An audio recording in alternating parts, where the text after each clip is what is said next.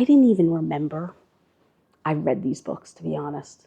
When I saw it in my Kindle list as downloaded on my Kindle and it said read underneath it, I was like, what are you talking about? I didn't read this book, much less 4 of them.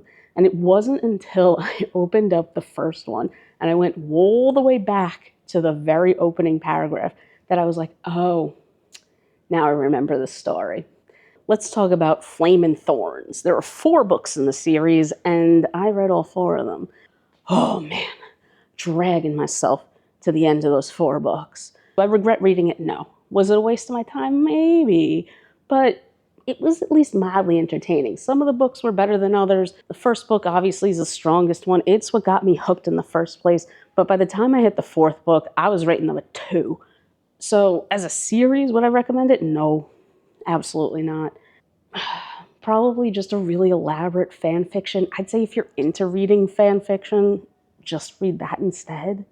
All right? Because it was nothing impressive. There was no immersive world, no in-depth characters. Everything was just whatever. And so, 3 out of 5. You know what? You got nothing else to read. You want something pretty easy, go for it. If you want to know more about why I rated it so low, stay tuned. All right, for a fantasy book about kind of, forbidden love and fighting the government and, ostracized people fighting the minority that's in power, then yeah. All right, in general, it hits a lot of the classic notes that you want in this tale. The story follows a magical being girl who is in this world where if you have magic, you're like persecuted and you're told to repress it. And the people in power have like all the military power and they like will round you up and kill you or whatever if they catch you using magic. And then it's a whole thing where like it's like a Hunger Games kind of thing where if you're a magic user, even though you're like in the labor class of people in the community, you can have an opportunity to be part of the castle if you win this like Hunger Games thing where you are like fighting and trying to outmaneuver your fellow magic users.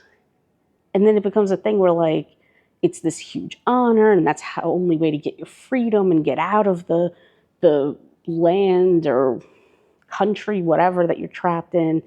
The protagonist wins sort of by accident, and then you find out, oh, if you win, you don't get freedom, you become a slave, and that's how the king and queen stay in power, because they drain all the life force from the strongest magical users, and they test to see who the strongest magical user is by doing this Hunger Games thing. The protagonist girl, of course, gets assigned to the hot guy that she had met by accident, that, oh, he's the, like, death guy, executioner for the king and queen. But, oh, it turns out he's really got a heart of gold. He really wants to overthrow the king and queen. Oh, we're kind of in love. No, we're not. And that's the whole rest of the book, as far as I remember. Eventually, I think they win in the end, but it was like, whatever by the time. Like I said, I dragged myself across the finish line, getting to 4, because I just had to know how it ends. And clearly, the ending was so great, I remember it. I don't remember anything about the ending. But yeah, that's Flame and Thorns. 3, a solid 3 out of 5 for that one. But maybe you've read it, maybe you disagree with me. So let me know what you think in the comments. And if you've read it, let me know what your thoughts are. Because I'd love to hear from somebody that actually enjoyed these books. Because they came highly rated.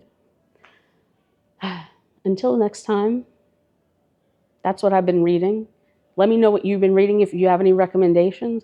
And don't forget, you could be spending your time with anyone. But you chose to spend it with me. And that's what I appreciate about you. I'll see y'all in the next one. Bye.